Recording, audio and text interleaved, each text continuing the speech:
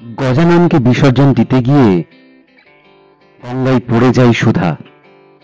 তেজ কি তাকে বাঁচাতে পারবে?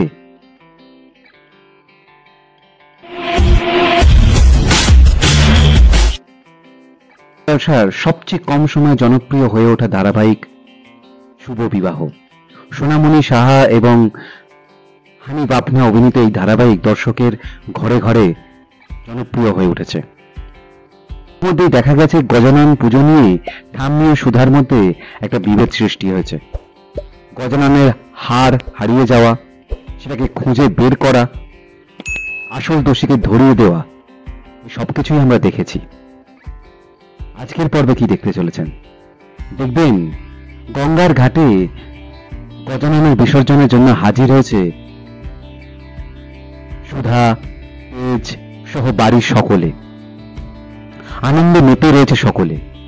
দেখা যায় তরিতা সেখানে ছদ্মবেশে হাজির হয়েছে এবং সে বলে, আজ গজাননের সাথে সাথে তোমারও বিসর্জন হয়ে যাবে সুধা। আর তারপরে দেখা যায় হঠাৎ সুধা গঙ্গায় পড়ে যায়,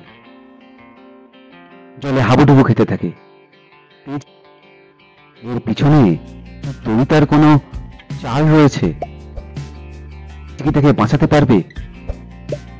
জানতে হলে দেখতে হবে শুভ বিবাহের আজকের দুর্ধর্ষ পর্ব।